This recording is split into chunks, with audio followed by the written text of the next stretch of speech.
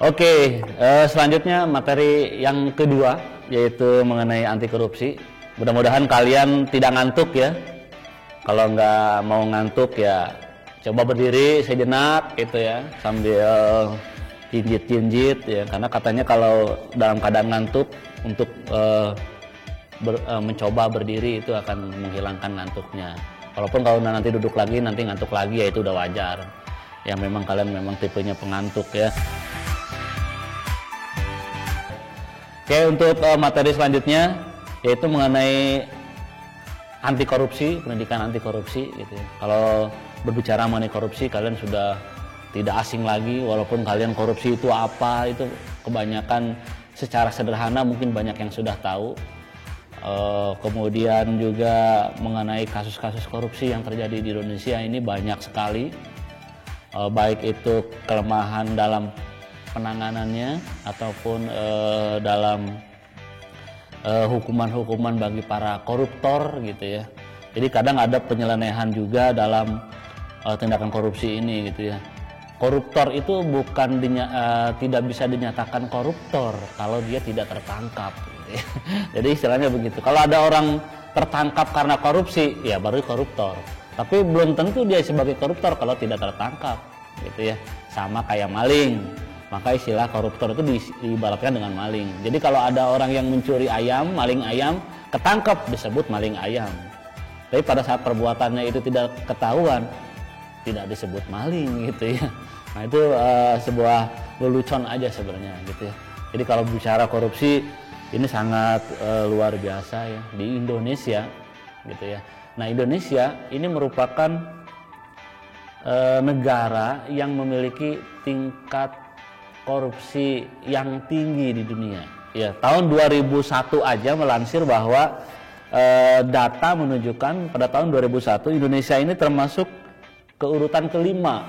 Gitu ya, urutan kelima tingkat tingkat korupsi yang sangat tinggi. Luar biasa gitu ya. Peringkat kelima. Itu tahun 2001. Entah sekarang tahun 2021, 20 tahun kemudian. Bisa jadi mungkin sekarang kita peringkat ketiga katanya. Jadi diibaratkan kalau Indonesia itu luar biasa. Peringkat ketiga misalnya penduduk terbanyak di dunia. Peringkat ketiga negara dengan korupsi tertinggi di dunia. Wah banyak sekali gitu ya. Peringkat-peringkat kita itu luar biasa. Dibanding dengan negara-negara yang ada di Eropa gitu ya. Di Asia ini Singapura ini merupakan peringkat tingkat rendah tingkat negara yang ke-10 rendahnya korupsi. Jadi Singapura ini negara di Asia yang tingkat korupsinya rendah dibandingkan dengan negara di Asia yang lain gitu ya.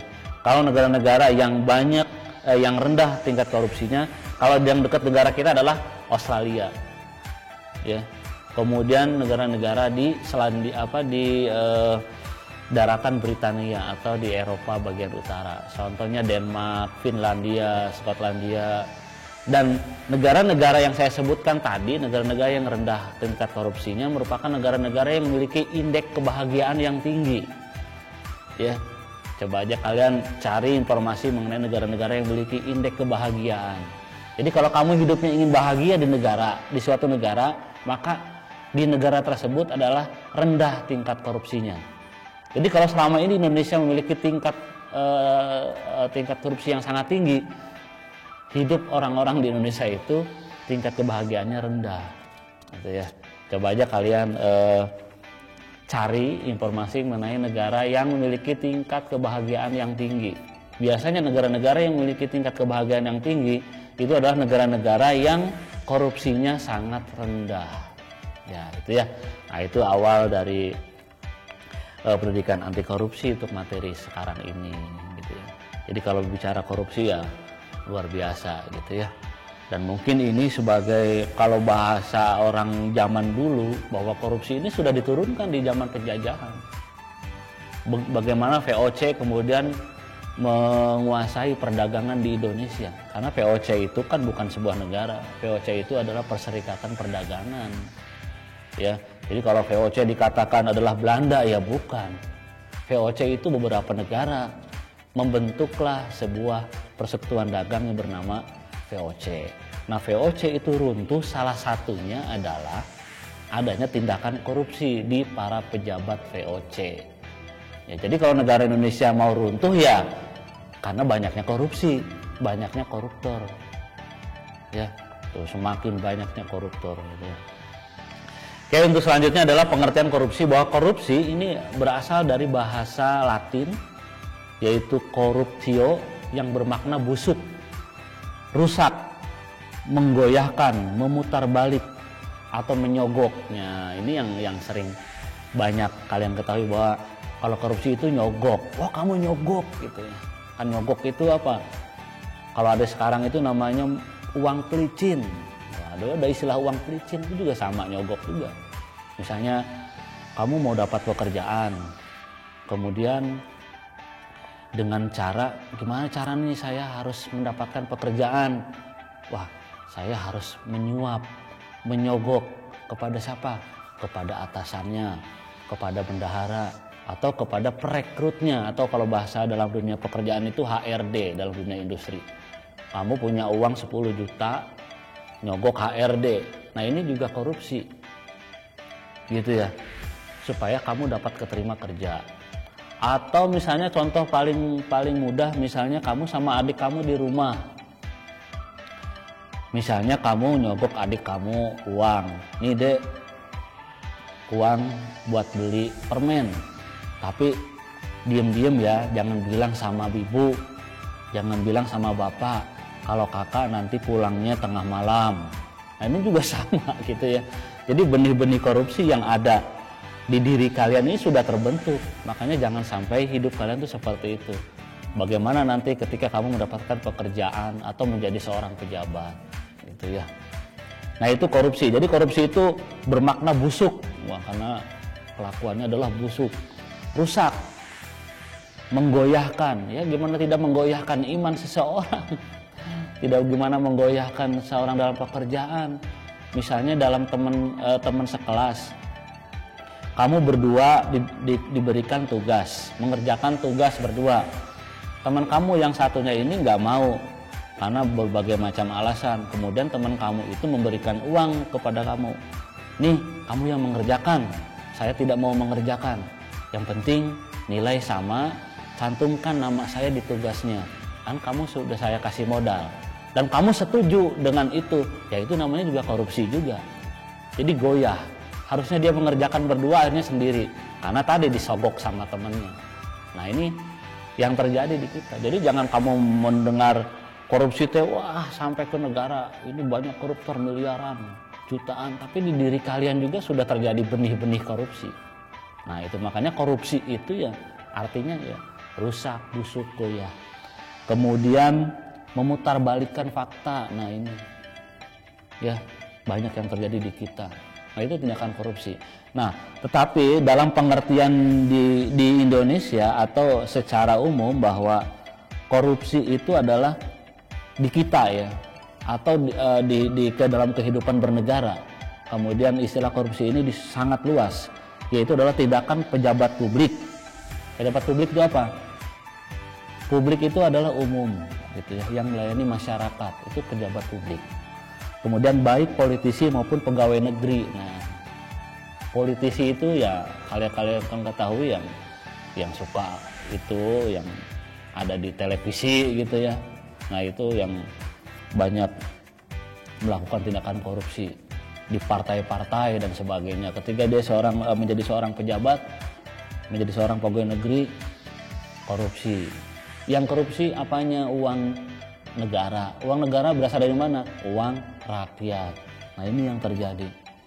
Kemudian serta pihak lain yang terlibat dalam tindakan itu yang secara tidak wajar dan tidak legal. Jadi bukan hanya seorang, tapi kerjasama. Gitu ya. Misalnya instansi ini dengan instansi ini, orang ini dengan orang ini. Kemudian sebenarnya yang memunculkan tindakan korupsi itu adalah sebuah kesepakatan. Gitu ya. Coba kalau korupsi tidak ada kesepakatan, saya mungkin tidak akan terjadi korupsi. Contoh kalian ingin menyogok guru. Ya ini terjadi ini misalnya. Pak, saya mau nilainya 90, tapi saya nilainya di bawah KKM 60. Saya mau main ke rumah guru bawa uang di amplop atau bawa makanan. Dalam hati kalian saya ingin menyogok guru supaya nilai saya tinggi. Tapi gurunya kemudian tidak sepakat karena gurunya juga idealis. Kamu itu dasar udah tugas nggak pernah mengerjakan, absen tidak pernah ada dalam pelajaran. Tahu-tahu datang ke rumah saya bawa makanan, ya, bawa hasil bumi, bawa hasil ternak dan sebagainya, gitu ya. Akhirnya guru akan luluh tidak. Nah ini tidak akan terjadi seperti itu. Tapi kalau ada guru juga luluh lantah karena kalian membawa uang atau bawa makanan supaya nilai kalian tinggi, ini akan terjadi dan akan memunculkan kalau semuanya sepakat. Makanya kalau ada kesepakatan dalam hal sogok menyogok, suap menyuap, maka akan terjadi korupsi. Tapi kalau tidak ada kesepakatan, saya yakin tidak akan terjadi korupsi. Karena korupsi yang ada di Indonesia saat ini karena pelakunya tidak sendiri. Coba aja kalau ditangkap satu, pasti dia akan bernyanyi. Dalam bahasa istilah kriminal itu akan bernyanyi. Bernyanyi itu dia akan bersuara. Dia akan menyebutkan orang-orang yang akan terlibat di dalam korupsi itu, gitu ya. Nah ini tidak akan sendiri. Contoh misalnya yang terbesar ini adalah bansos misalnya ya. Kan bansos bantuan sosial untuk rakyat, uangnya dikorupsi misalnya. Kan itu buat rakyat. Tapi dia tidak sendiri, pasti ada temannya. Nah teman-temannya inilah yang memberikan sebuah kesepakatan dalam berkorupsi. Nah ini juga akan terjadi pada diri kalian. Maka sebagai siswa dimulai dari kalian, gitu ya. Nah itu selanjutnya adalah ada unsur-unsur sudut pandang hukum dalam pidana korupsi, dalam tindakan korupsi. Yang pertama adalah perbuatan melawan hukum. Nah ini perbuatan melawan hukum pasti. Padahal sudah jelas ada lembaganya, ada aturannya, tapi tetap orang masih melawan hukum. Yang berikutnya penyalahgunaan kewenangan, kesempatan dan sarana. Nah ini ya, misalnya dia sebagai kalian misalnya di kelas jadi seorang bendahara, karena kalian diberikan kewenangan, diberikan kesempatan dan diberikan sarana untuk mengelola keuangan, kalian dengan teganya kemudian menghilangkan uang dengan cara misalnya berpoya-poya atau membeli handphone baru atau membeli pulsa atau membeli kuota, gitu ya. Nah ini juga penyalahgunaan wewenang dan terjadi juga dalam kehidupan negara, gitu ya. Gitu. Sebagai kebanyakan biasanya lahan basah dalam kehidupan, ya misalnya bendahara itu lahan basah atau pekerjaan-pekerjaan yang banyak menghasilkan uang atau ada kesempatan dalam hal keuangan. Misalnya kamu dipercaya sama orang tua di rumah, ya, kamu udah besar, sekolah sekarang udah di SMK 1 Ciomas, kemudian di SMK 1 Ciomas itu ada iuran. Sebenarnya iuran yang uangnya besar itu harus diberitahukan kepada orang tua, tapi kamu tidak memberitahukan kepada orang tua.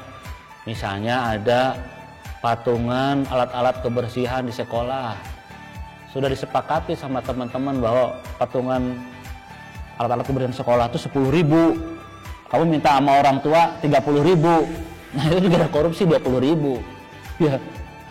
Beli buku harganya 20.000, kamu minta sama orang tua 50.000, lumayan 30.000 buat beli kuota, buat beli seblak dan sebagainya ya. Padahal itu yang kalian makan, yang kalian nikmati adalah uang dari korupsi. Ya kamu jangan berbicara tentang pejabat korupsi, manehna kamu sendiri juga korupsi, gitu ya. Nah ini bahaya. Kemudian memperkaya diri sendiri, orang lain atau korporasi. Nggak mungkin orang korupsi itu ingin mendapatkan kerugian, tidak mungkin. Karena korupsi itu beranggapan bahwa orang korupsi itu akan mendapatkan keuntungan untuk memperkaya diri sendiri. Pak, nggak sendiri, ya berarti dengan orang lain juga. Karena kan tadi saya bilang ada kesepakatan. atau korporasi adanya semacam kelompok gitu ya, kelompok yang mungkin adanya korupsi. Kemudian merugikan keuangan negara, perekonomian negara, jelas keuangan negara akan hancur, akan hilang, akan habis. Karena yang dikorupsi adalah uang negara. Ya, kemudian adalah tindakan korupsi. Nah, ini ada tindakan korupsi. Yang pertama adalah penyuapan. Nah, ini suap, bukan suap penyuap makan ya. Ini awas, penyuapan itu disuap. Kalau suap ya disuap dan menerima suap itu sama aja. Ya. Pak, semuanya ini enggak diproses hukum, enggak jelas. Gitu ya. Yang menyuap dan disuap. Gitu. Gimana hukumannya nanti berbeda-beda, tidak sama. Kemudian ada lagi penggelapan. Nah, ini penggelapan dalam jabatan. Kemudian pemerasan. Nah, juga ada pemerasan. Ya, misalnya kamu sama adik kamu di rumah diminta uang, sini uang dari ibu mana, sini saya simpan, padahal nggak disimpan, dibuat jajan sama kakaknya. Nah, ini juga sudah mulai gitu ya. Kemudian ikut serta dalam pengadaan. Nah, ini yang ikut-ikutan juga. Pak, saya mah cuma ikut-ikutan, Pak, cuma membantu aja, menyampaikan, mempertemukannya, kena juga. Ya, pokoknya kalau ada kegiatan hal-hal semacam itu kamu hindari. Ya, jangan karena ikut-ikutan, Pak, saya tidak menikmati uangnya, tapi saya hanya menolongnya, ya sama aja. Hukumannya gimana? Ya mungkin berbeda, tapi tetap dihukum. Gitu ya. Kemudian yang terakhir adalah menerima gratifikasi. Nah, ini sama kayak penyogokan, gitu ya. Misalnya, tolong dong kamu beresin tugas saya kalau di sekolah ya. Nanti kamu kalau tugasnya udah beres, nanti sama saya dikasih jajan. Nah, ini karena dikasih jajan ini, akhirnya orang akan, oh ya udahlah saya kerjakan aja, nanti kamu tenang ya beli bakso misalnya. Nah, ini juga korupsi. Kan saya tidak berniat menyogok, ya sama aja. Karena mengiming-imingi itu. Nah, ini yang terjadi ya. Maka di dalam kehidupan negara begitu. Banyak terjadi begitu. Misalnya datang dia bawa hadiah, parsel ya, apalagi kalau mau mau Idul Fitri ya, bawa parsel sebagainya. Nah, ini. Kemudian kenapa sih adanya korupsi? Nah, ini ada kondisi yang mendukung. Salah satunya ini adalah adanya kekuasaan yang otoriter, yang tidak mendukung kepada rakyat. Kemudian juga kurangnya transparansi dalam pengambilan keputusan pemerintah. Misalnya dalam transparansi itu apa? Laporan yang orang lain itu tahu. Ya, nanti kamu di kelas begitu. Kalau dipercaya mendapatkan kepercayaan untuk mengelola keuangan kelas, kamu tulis, kamu sebarkan di kelas itu bahwa ada pengeluaran, pemasukan sekian. Itu dan harus jelas. Dan orang lain harus tahu, jangan sampai menyembunyikan. Ada uang 1 juta di kelas, kamu keluarkan 500 ribunya kamu pakai buat poya-poya kamu. Oh, itu nggak boleh, gitu ya. Maka dimulailah dari sekarang. Ya, masih banyak juga ini kondisi-kondisi yang mendukung. Contohnya adalah lemahnya profesi, lemahnya ketertiban hukum, kemudian kurangnya kebebasan berpendapat dan sebagainya. Nah, ini nanti juga akan dibahas dalam pembelajaran di PPKN. Ya. Jadi itu mengenai materi anti korupsi, dan 2 materi sudah saya sampaikan karena waktu juga tidak banyak. Jadi saya akhiri saja materi ini. Mudah-mudahan ada manfaatnya, dan bila mana nanti ada tugas mohon segera dikerjakan. Terima kasih atas segala perhatian, mohon maaf atas segala kekurangan, dan selalu ingat pesan ibu. Apa ingat pesan ibu? Ingat 3M. 3M kalian sudah tahu apa? Memakai masker, mencuci tangan, dan menjaga kerumunan. Oke ya. Dan jangan lupa selalu jaga kesehatan dan tetap semangat di masa pandemi ini, dan jangan lupa selalu berdoa bahwa kita akan selalu dilindungi oleh Allah Subhanahu wa taala. Terima kasih, kurang lebihnya saya mohon maaf. Wassalamualaikum warahmatullahi wabarakatuh.